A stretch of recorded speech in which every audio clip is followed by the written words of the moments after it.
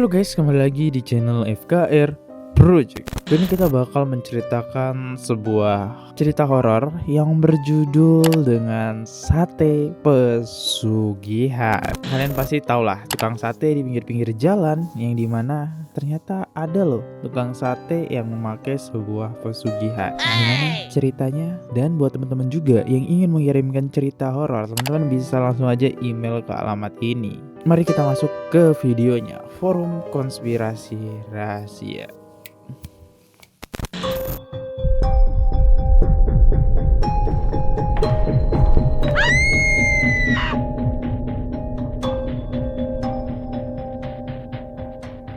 Kali ini kita punya dua orang yang dimana namanya kita samarkan. Ada sosok si istri, kita sebut saja Kartika, dan suaminya ini kita sebut dengan Pak Budi.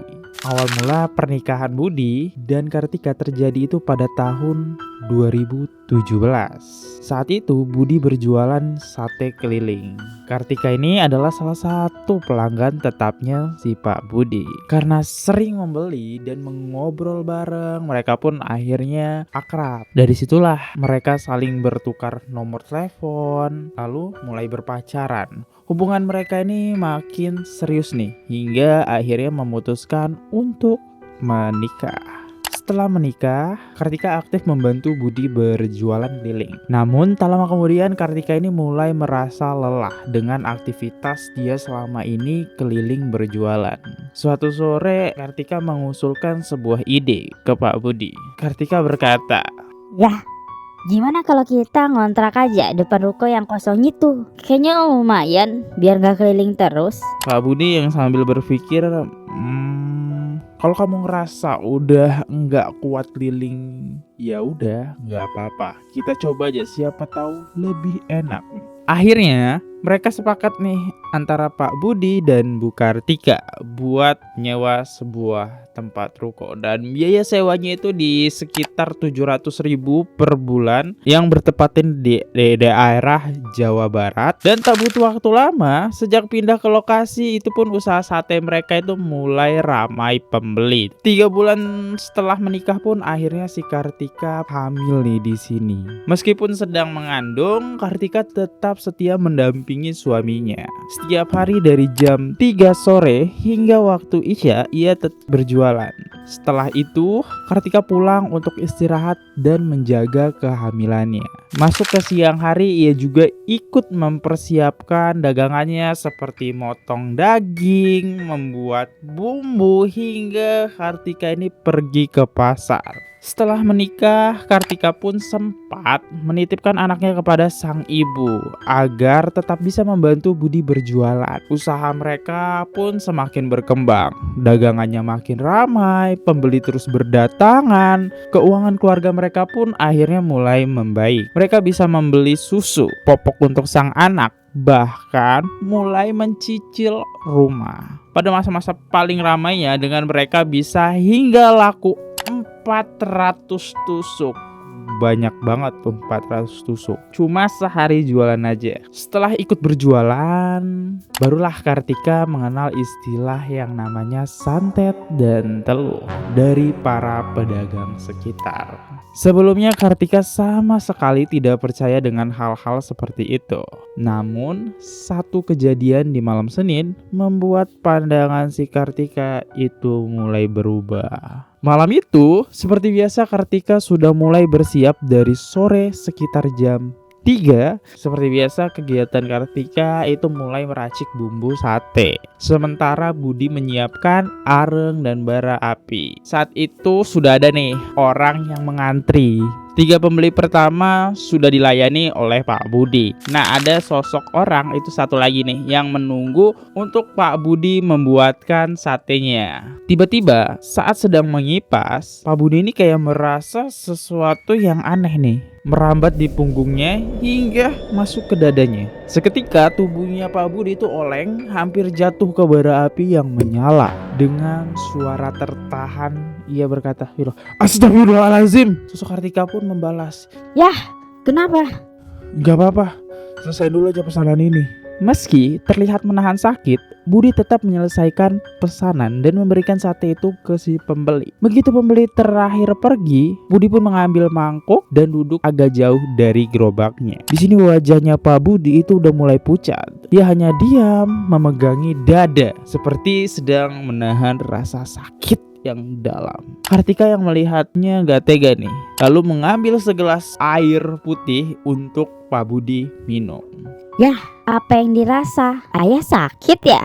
Kalau sakit mending kita beberes saja. Enggak Tika, gak apa-apa. Ya udah, ini minum dulu biar agak tenang. Enggak, aku maunya tolak angin. Tika tolong beliin ya. Malam itu menjadi sebuah titik awal kegelisahannya Kartika. Ia mulai menyadari bahwa ada sesuatu yang tidak beres. Sejak kejadian itu, rasa takut dan penasaran mulai mengganggunya. Benarkah ini hanya sakit biasa atau ada sesuatu yang tidak kasat mata yang sedang mengincar suaminya? Singkat cerita, setelah dibelikan tolak angin, Kartika pun langsung memberikan pada suami yang terlihat lemas. Di situ Budi meminum perlahan tolak angin tersebut. Lalu Pak Budi itu berkata, "Nanti di rumah tolong kerokin ya. Barangkali ini masuk angin bandel nih. Udah minum tolak angin tapi kayaknya nggak cukup deh." Nanti aku kerokin ya.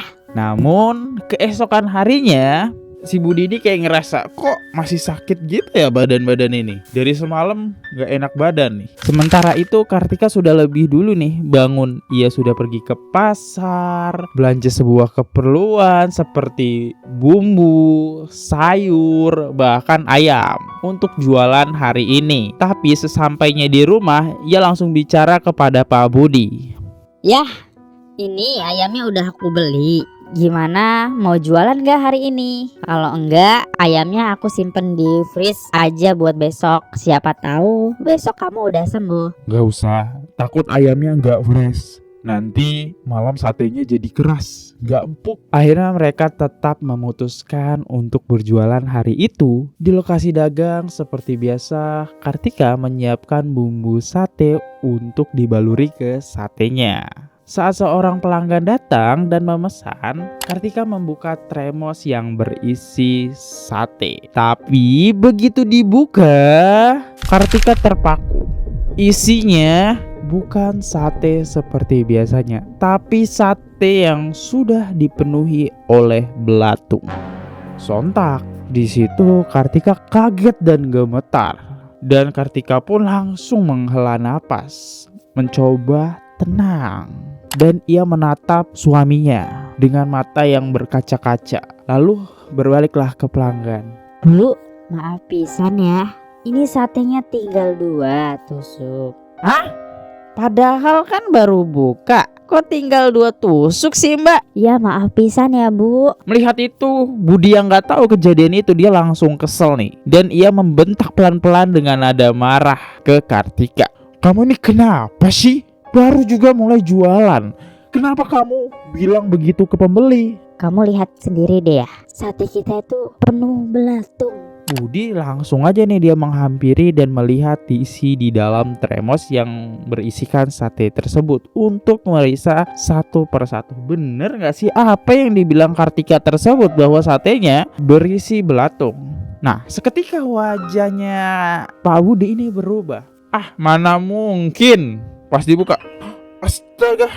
Dan di situ Pak Budi pun terkejut dan ia juga mulai memeriksa nih bumbu satenya yang tersimpan dalam wadah kecil. Begitu dibuka, bumbu satenya itu tampak berbusa. Aromanya asam, menyengat, itu seolah-olah itu sudah basi. Pak Budi pun bilang kayak gini, ini bumbunya juga nih. Lihat busanya banyak banget. Ini bukan basi biasa. Di situ Kartika langsung bilang, Sudah tutup aja yuk, tutup aja. setelah kejadian mengerikan itu, sate penuh belatung dan bumbu yang berbusa, Kartika dan Budi memutuskan untuk tutup lebih awal. Mereka beres-beres cepat dan pulang. Tapi sebelum benar-benar pergi, beberapa pedagang sebelahnya mulai bertanya-tanya. Loh, Mbak, kok baru buka udah tutup lagi?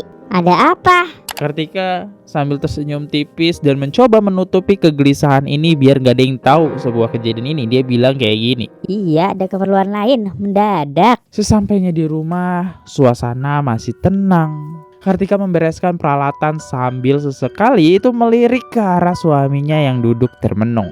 Hingga akhirnya Budi ikut angkat bicara. Udah gak beres ini, Tik. Aku ngerasa ini bener-bener ada yang ganggu. Maksudnya apa ya?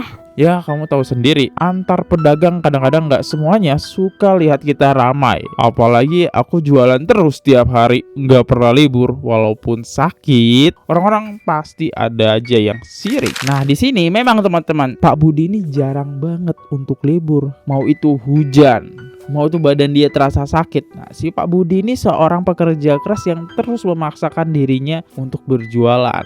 Karena dia tahu ini modal dan kebutuhan harus terus berjalan. Dan orang-orang sekitar pun memperhatikan itu, bahwa Budi selalu buka dan dagangannya selalu ramai. Tapi siapa sangka justru itu bisa menimbulkan rasa iri dengki dari orang lain.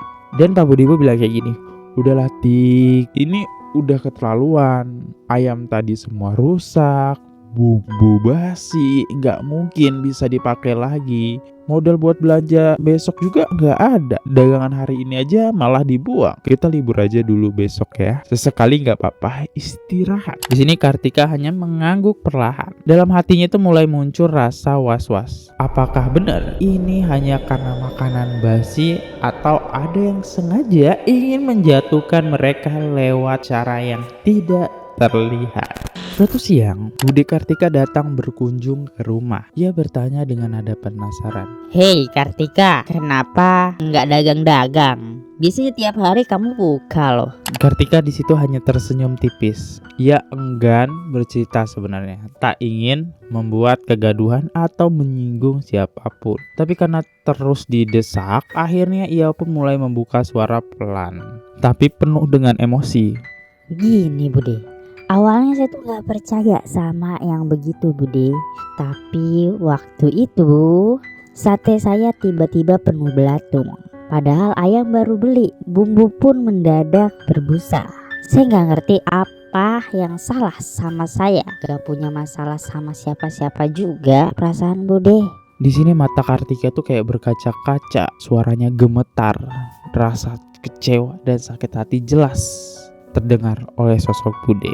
Bude pun menjawab di sini. Ya udah, kalau begitu ikut Bude ke dukun.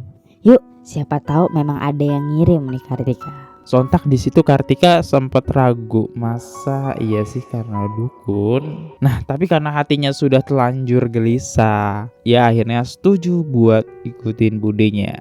Ia pun pamit pada ke sang suami dengan alasan hanya ingin berjalan-jalan bareng Bude karena suntuk di rumah. Akhirnya Budi ya mengizinkan aja tanpa adanya curiga dengan si Kartika.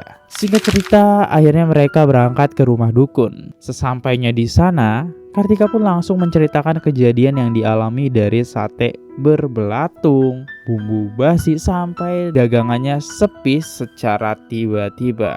Dukun itu hanya diam dan mendengarkan cerita Kartika sambil mengangguk perlahan. Lalu Pak Dukun ini berkata, besok kamu kesini lagi, tapi bawa anak kecil yang belum balik. Kalau laki-laki yang belum sunat, kalau perempuan yang belum haid. Kebetulan Bude Kartika punya anak laki-laki yang berusia 7 tahun yang belum sunat. Maka keesokan harinya mereka datang lagi ke tempat dukun itu membawa anak si kecil tersebut. Kartika tak bisa membawa anaknya sendiri karena masih terlalu kecil dan belum bisa diajak komunikasi. Dukun pun menyarankan untuk anak ini genggam 2 batu kecil itu seukuran biji salak dan sebuah baskom yang berisi air. Ia menatap anak kecil itu lalu berkata dengan serius, Nak, ini digenggam ya. Mata kamu saya tutup sebentar. Nanti kamu lihat ke air ini. Kalau ada yang kamu lihat, jangan takut. Tapi jangan diajak ngomong dulu. Teteh sama ibunya jangan ganggu. Jangan ajak ngobrol sebelum saya bilang. Seketika suasana di situ jadi sunyi banget. Mata anak ini ditutup sebentar lalu dibuka kembali. Ia mulai melihat ke arah baskom yang berisikan air yang udah dipersiapkan dukun ya. Nah di sini tangannya tuh sambil menggenggam sebuah batu dengan erat-erat. Lalu tiba-tiba si anak kecil ini berkata seperti ini. Mah, banyak semut, banyak semut. Semut di mana? Di gerobaknya Teteh Tika, Mah. Banyak banget semutnya, banyak banget. Dukun langsung berkata tajam. Lihat terus, jangan lepas. Lihat lagi. Beberapa detik pun kemudian anak itu kembali berkata, Mah, ada ekor, ada kambing. Matanya nyala, besar banget, Mah. Takut. sontak di situ tak sanggup menahan ketakutan itu, si anak ini tiba-tiba melempar batu dari genggamannya. Ia pun langsung memeluk sang ibu. Wajahnya itu pucat. Dukun kemudian menutup kembali mata batin si anak, dan anak ini pun kembali tenang seolah tak terjadi apa-apa. Dukun ini berkata, Memang benar, di gerobak jualan kamu ada sosok makhluk besar. Wujudnya itu seperti kambing, matanya merah menyala dan tubuhnya penuh semut. Makhluk itu yang membuat orang-orang enggan membeli. Mereka melihat gerobakmu seperti tertutup, padahal kamu sendiri gak sadar ada yang menutupi. Kartika di situ mengangguk berusaha menenangkan diri lalu berkata, Saya nggak tahu harus gimana, Mbah. Saya cuma minta tolong kasih saya penangkalnya. Dukun itu masuk ke salah satu kamar. Tak lama kemudian ia keluar sambil membawa sebungkus kain putih berisikan tanah. Ia menyerahkan kepada Kartika. Tanah ini kamu simpan di kolong gerobak tempat jualanmu. Jangan sampai hilang. Setelah kamu taruh ini, ke hari Kamis kamu dan suamimu datang kembali ke sini. Jangan lupa. Setelah semua kejadian yang membuat resah, Kartika akhirnya memberanikan diri untuk menceritakan semuanya kepada sang suami. Ia mengaku bahwa ia sempat pergi ke rumah seorang dukun untuk meminta pertolongan. Ya, maaf, aku ke rumah dukun kemarin. Aku cuma pengen dagangan kita nggak sepi terus. Aku takut kalau ini semua memang karena ada yang ngirim sesuatu ke kita. Sontak aja di situ Budi langsung menoleh ke arah Kartika. Dengar cerita Kartika seperti itu. Udahlah Tik, ngapain percaya begitu-begitu? Kita serahin aja semuanya kepada yang maha kuasa. Kalau rezeki mah nggak bakal kemana. Kartika yang merasa berusaha semampunya membalas dengan nada tersinggung. Yah, kamu tuh hargai usaha istri dong. Aku juga capek, aku juga takut. Aku cuma nggak mau kita terus-terusan dagangannya sepi. Masa kamu nggak ngerti sih? Si Budi di situ ngelah napas saja dengar ocehan dari Kartika. Hari Kamis sesuai janji, Kartika pun kembali ke rumah dukun. Kali ini Budi ikut menemaninya. Sampai di sana, dukun memberikan satu botol air yang sudah dicampurkan dengan bahan-bahan tertentu. Ini nanti dicampur, terus kamu pakai buat nyuci gerobak dagang. Tapi ingat, jangan dibilas. Cukup cuci pakai ini saja. Iya Mbah, saya nurut. Ini cucinya saya jam berapa Mbah? Sebelum jam 12 siang, jam 8 atau jam 9 lebih baik. Kalau kamu mau langsung cuci setelah dari sini juga nggak apa-apa. Budi yang di situ denger ya nggak bisa berkata apa-apa lagi dan hanya diam dan pasrah aja si Budi. Dalam hati ia masih memegang teguh keyakinannya bahwa semua ini sudah ada yang atur. Tapi ia juga tak ingin melarang istrinya yang sedang berusaha. Menjelang maghrib, Kartika bersih-bersih dan mandi. Setelah itu ia mendekati suaminya. Yah, ayo kita cuci gerobaknya sekarang aja ya. Masuk tepat di jam 9.30 malam, akhirnya mereka mencuci gerobaknya sesuai instruksi yang dimintakan dukun tanpa dibilas. Kartika pun teringat pesan terakhir yang sangat jelas kepada si dukun. Setelah dicuci, jangan tidur malam ini. Kalau bisa, kamu dan suami berjaga. Jangan keluar rumah apapun yang terjadi. Kalau terdengar suara Abaikan, jangan tergoda, karena bisa jadi sesuatu yang kamu lawan datang berbalik. Kartika pun udah melakukan persiapan seperti menitipkan anaknya ke rumah ibunya agar aman. Malam itu suasananya tuh benar-benar mencekam. Sekitar pukul jam 1.30 dini hari, Kartika itu mulai merasa keanehan. Rumahnya terasa sangat ramai. Seolah-olah di luar sedang terjadi keributan besar. Seperti perang, Kartika pun di sini gemetar. Ia memeluk tubuhnya sendiri, merasa ketakutan yang luar biasa. Tiba-tiba terdengar suara brak. Suara keras seperti kaca datang dari luar.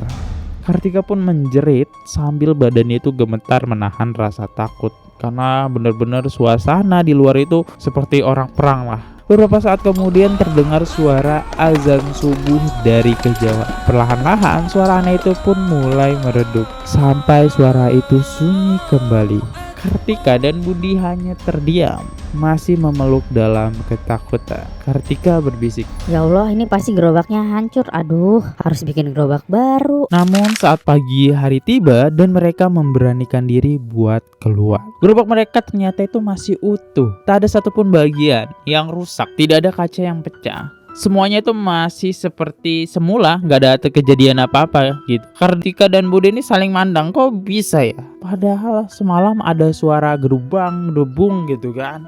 Di sini Kartika bilang, Yah, kenapa sih Tik manggil teriak-teriak begitu? lihat deh. Gerobak kita nggak kenapa-napa. Padahal semalam aku dengar suara kaca pecah semua kayak ledakan. Ayah juga dengar sendiri kan? Iya bun, aku juga dengar. Tanpa pikir panjang, usai mandi ia pun langsung pergi ke rumah dukun. Sampainya di sana, ia menceritakan semuanya. Tadi malam Mbah, ada suara aneh, kenceng kayak bom. Kacanya pecah, suara benturan. Tapi pas dicek, gerobaknya itu nggak rusak sama sekali. Si dukun pun hanya tersenyum karena emang tahu bakal ada kejadian tersebut. Hahaha. Ya, itu memang begitu. Namanya teluh. Suara yang kamu dengar itu cuma pengalihan. Tapi coba tanya, suamimu masih sakit gak dadanya? Enggak Mbah, katanya udah nggak sakit, nggak ada rasa apa-apa lagi. Sekarang saya cuma pengen tahu Mbah, mulai jualan lagi kapan ya Mbah supaya aman? Besok juga boleh, lusa juga nggak apa-apa, terserah kamu, asal niatnya baik. Tapi ini saya kasih minyak wangi, minyak kayu putih.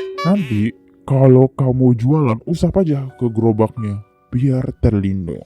Akhirnya Kartika dan Budi mulai berjualan lagi. Usaha mereka tuh pun perlahan mulai kembali nih. Omsetnya naik lagi, bahkan bisa sampai 300-400 tusuk itu laku per hari. Tapi masa kejayaan itu hanya bertahan sekitar 3 bulan. Setelah itu dagangannya Kartika kembali sepi. Apalagi biasanya sebelum maghrib ini Kartika sama Pak Budi ini sudah pulang. Tetapi waktu pelanggan sepi ya, mereka mau gak mau harus nunggu begitu lama. Masuk pukul 6.30, muncul seseorang pria penjual es serut itu memesan ke Kartika. Bu, saya pesen sate 1 kodi ya. Setengah makan di sini, setengah lagi dibungkus. Di situ Kartika pun langsung menyiapkan sate yang dipesan oleh si penjual es serut tersebut. Ini yang dibungkus ya Pak, yang buat dimakan di sini juga udah siap. Ini minumnya juga. Beberapa menit kemudian Budi datang. Saat Kartika duduk sebentar, pria penjualan es serut itu tiba-tiba menyeletuk. Bu, ini jualannya kok sepi ya? Kartika mendadak was-was nih. Ia takut kejadian masa lalu itu terulang lagi. Kenapa Pak? Satenya nggak enak ya? Ada yang basi atau kurang Pak? Oh enggak bu, satenya enak. Maksud saya kok ibu kelihatan bengong aja. Dagangannya juga sepi. Ya gimana Pak? Sekarang mah orang-orang banyak pesan lewat online. Kartika yang sempat kesel denger ocehan dari si penjual es serut tersebut, akhirnya Kartika bercandain deh. Enak ya Bapak jualan es serut musim panas gini, pasti rame terus. Hehe, ya gitulah. Tapi ibu mau tahu nggak caranya biar dagangannya rame terus? Kartika yang awalnya tuh duduknya tuh jauh-jauhan langsung mendekat ki sepenjual es serut. Maksud Bapak mau ngenalin dukun ya biar dagangan saya rame? Iya bu, tapi bukan dukun biasa. Ini pesugihan. Ada syarat, ada perjanjian. Nah Kartika pun langsung berpikir. Dalam pikiran itu langsung muncul kayak hal-hal buruk. Karena kalau namanya pesugihan itu pasti ada korbannya. ada tumbal, ada perjanjian setan seperti yang sering dilihat di TV nih ya. Enggak lah Pak, kalau sampai harus ada korban mah saya nggak mau. Lah Bu, itu kan wajar, namanya juga pesugihan. Yang penting hidup kita tuh enak, dagangan laku terus, mau miskin terus Bu. Kartika pun terdiam, bimbang, tapi ia tak bisa mengiyakan begitu saja. Saya omongin dulu ya Pak sama suami saya. Ya nggak apa-apa, saya pulang dulu ya Bu, nanti saya lewat sini lagi kok. Tiap hari juga saya muter sini. Iya Pak, hati-hati di jalan ya. Tak lama setelah itu Budi pun pulang ke warung. Kartika langsung memanggilnya. Sini dulu, aku mau ngomong. Ngomong apa Tik? Tadi pas kamu belum datang, ada yang memesan es serut. Dia nawarin jalan agar dagangan kita itu rame. Tapi katanya itu pesugihan dan ada perjanjiannya. Bahkan ada tumbalnya. Wah Budi yang di situ denger ini kok Kartika makin lama makin jauh nih ya. Emosi lah si Budi. Apa-apaan sih kamu mainan kayak begitu? Jangan keras-keras dong ya. Udahlah, nanti kita omongin di rumah. Singkat cerita, sesampainya di rumah, Budi melanjutkan omongan tersebut. Bun, soal omongan yang tadi janganlah Bun. Jangan main-main kayak gitu. Itu dosa. Kita nggak tahu apa nih akibatnya nanti. Kartika di situ ngerasa kecewa. Aku udah males ngomong sama kamu. Keesokan harinya seperti biasa Kartika pun belanja bahan dagangannya. Tapi ada perubahan besar yang ia rasakan. Hubungan dengan suaminya tak lagi sehangat dulu nih. Sore hari, mamang es serut ini kembali lewat nih depan warung jualannya Kartika. Dia bilang, gimana Bu? Udah dibahas sama suami belum? Udah, suami saya ngizinin, berarti dia dukung saya buat cari jalan lain biar bisa kaya. Wih, mantap nih. Suaminya juga pasti udah capek kan Bun ya, hidup susah ya Bu. Tak lama setelah itu Kartika pun akhirnya diberikan alamat oleh Mamang es serut. Besoknya ia datang ke alamat tersebut. Tempatnya itu terpencil. Untuk menemukan rumah yang dimaksud, Kartika pun harus bertanya dari satu orang ke orang lain. Hingga akhirnya diantar oleh seorang pria yang ke rumah yang letaknya itu jauh dari pemukiman. Di situ Kartika ketok pintu. Tok tok tok tok. Seorang perempuan tua keluar. Siapa Dok? Mau apa ke sini? Saya Kartika. Saya dikasih tahu sama mamang penjual es serut. Saya kesini mau minta penglaris biar usaha saya rame. Mbah Buyut tersebut langsung menyuruh Kartika itu suruh masuk dan duduk di dalam. Kalau begitu, saya minta mahar buat beli sesajen dan keperluan lainnya. Berapa Mbah? 2.500.000 Dok. Sontak di situ Kartika yang semangat bilang aja. Ada. Namun saat Kartika mengeluarkan uangnya, Budi yang duduk di sampingnya itu terlihat gusar. Ia menepuk pelan-pelan tangannya Kartika. Tik, itu uang buat kontrakan dan modal belanja kita. Nanti juga diganti. Ini semua demi kita. Di sini Mbah Buyut akhirnya menerima uangnya lalu berkata pelan-pelan. Kamu datang lagi ya? Malam Jumat Kliwon. Harus sama suami kamu. Dalam perjalanan pulang, tak ada obrolan. Udara ini terasa berat. Sampai di rumahnya, Kartika kembali mengingat. Ingat ya, malam Jumat Kliwon. Kita harus ke sana lagi. Dengan campur aduk ya, dengan kecewa apa hal yang dilakukan Kartika. Terus dia menjawab kayak gini. Kamu kenapa sih pakai uang kontrakan, uang belanja? Kalau ini semua bohong, kita bisa habis, Tik. Tenang aja, aku yakin semua bakal terganti. Beberapa hari kemudian malam Jumat Kliwon pun tiba. Kartika menutup dagangannya itu lebih awal. Malam itu bersama sang suami ia pun kembali ke rumah Mbah Buyut. Sesampainya di sana, Mbah Buyut ternyata sudah menyiapkan kelapa hijau, telur, dan kembang 7 rupa yang disusun di atas nampak. Ayo, ikut saya saja Dok. Tapi yang masuk ke gua cuma kamu. Suami kamu tunggu di luar. Gue itu tidak terlihat terlalu dalam, hanya sekitar 5 meter. Tapi begitu masuk itu udaranya itu udah dingin dan lembab. Di dalam itu seperti ruangan sempit hasil dari galian tanah nih. Tak lama setelah ritual dimulai, terdengar suara bersihan gemericik klontang gelombang klontang 3 kali berturut-turut. Mbah Buyut di situ berusaha menenangkannya. Tenang.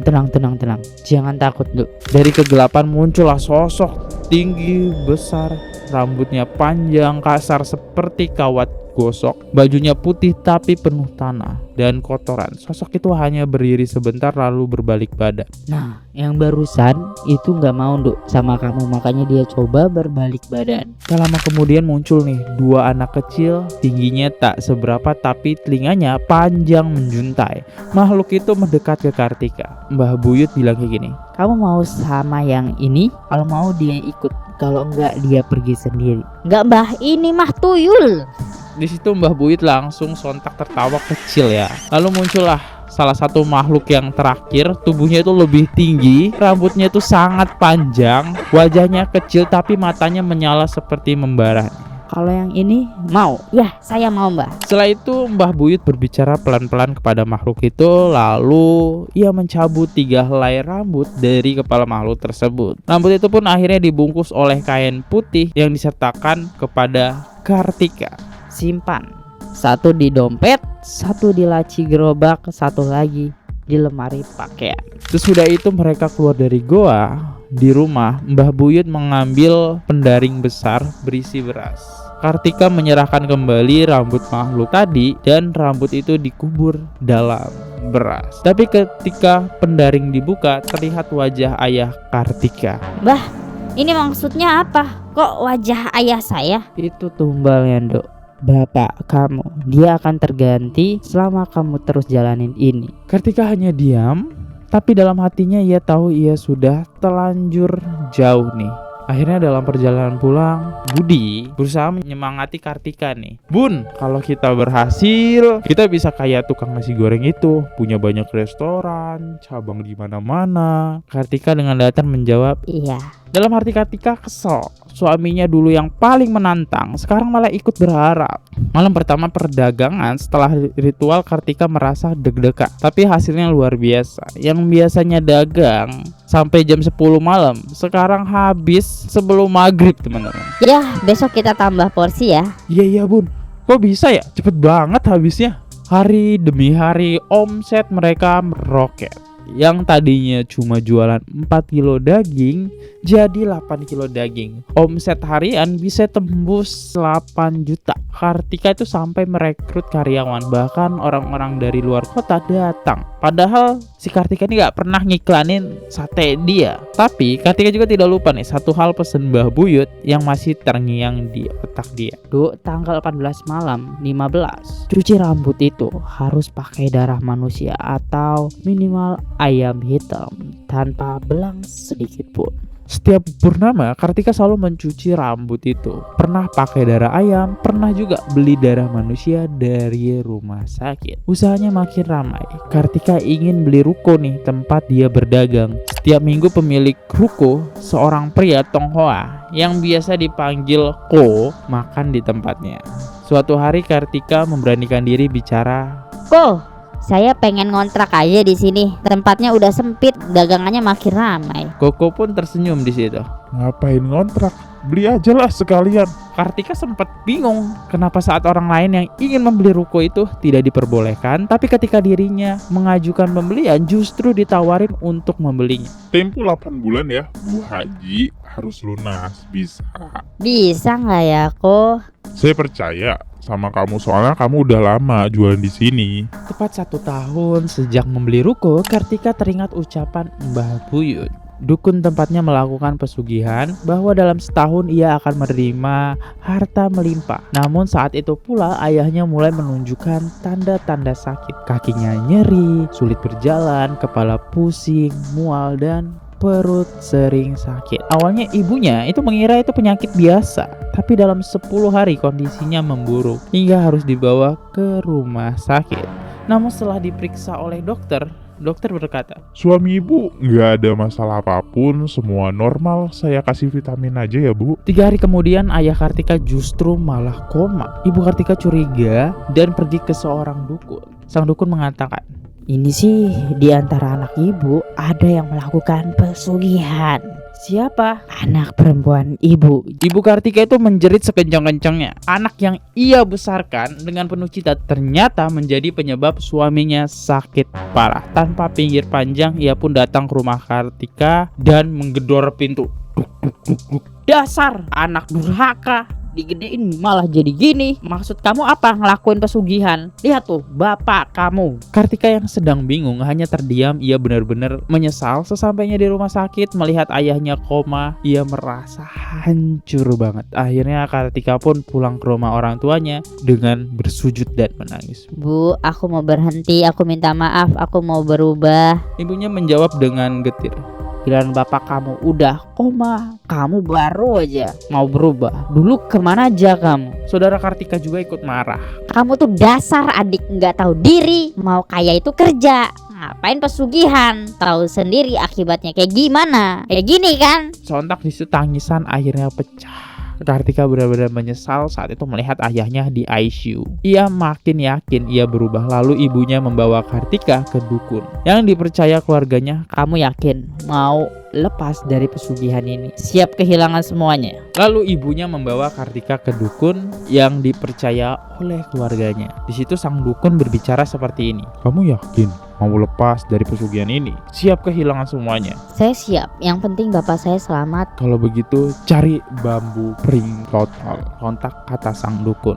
Ternyata bambu ini itu langka banget. Dia itu warnanya kuning, kecil dan harus didapat dari sebuah kebun yang sepi. Kartika butuh waktu seminggu buat mencari bambu tersebut. Setelah berhasil menemukan, bambu itu pun dibawa ke dukun dan dililit dengan akar beringin. Diikat dengan benang merah lalu dijadikan media untuk penangkal. Dukun berkata, taruh di bantal bapak kamu. Nanti kita lihat apa yang terjadi. Seluruh keluarga diminta berkumpul di ruang ICU. Kartika, sang suami, dan para ipar menyaksikan proses itu. Ketika mantra dibacakan, asap hitam pekat keluar dari tubuh ayah Kartika dan masuk ke dalam bambu pring total tersebut. Tubuh ayahnya sempat kejang keras. Dukun segera berkata, Buang bambu ini ke sungai yang airnya mengalir. tak lama kemudian ayah Kartika mulai sadar. Dokter pun terkejut. Ibu Kartika pun menangis haru. Bu, tunggu sampai benar-benar sadar, nanti baru diajak bicara ya. Saat sudah sadar, dukun bertanya. Bapak masih ingat kejadian seminggu ini? Ayah Kartika di situ mengangguk lalu menatap Kartika dengan tajam. Anak saya si Tika itu, dia yang bawa saya ke alam itu. Saya udah capek-capek ngedidik dia, ngajarin ngaji, malah saya dijadikan tumbal. Sontak di situ Kartika menangis bersimpuh dan mohon maaf nih. Bapak, hampura, maafin saya pak. Saya nggak mau ngakuin kamu anak saya, itu kata bapaknya. Tangisan histeris pun menggema hingga membuat suster datang dan mengusir mereka dari ruang. Di luar Kartika bertengkar lagi dengan ibunya, tapi perlahan ayah Kartika mulai memaafkannya. Sejak itu satu demi satu harta Kartika itu mulai menghilang. Usahanya bangkrut, karyawannya pergi, rukonya harus dijual kembali ke si Koko, utang menumpuk, hubungan dengan suami pun memburuk. Mereka sering bertengkar sampai akhirnya berpisah. Kartika pun mulai kembali ke rumah lamanya, hanya tinggal dengan sedikit barang dan tabungan sisa jerih payah sebelum pesugihan. Dan dari sanalah Kartika benar-benar mulai merasa menyesal karena ingin kaya dengan cara yang salah. Ya, inilah salah satu cerita yang bisa saya ceritakan ke teman-teman. Gimana ceritanya? Jangan lupa kirimkan cerita kalian ke sini. Di sini banyak banget hikmah yang bisa kita ambil ya. Yaudah, saya undur diri dulu. Sampai jumpa di next video. See you. Goodbye. Bye-bye. Jangan lupa subscribe. Oke guys, subscribe channel FKR Project. Jangan lupa kalian subscribe channelnya FKR Project. Subscribe channel FKR Project. Hai guys, jangan lupa untuk subscribe FKR Project.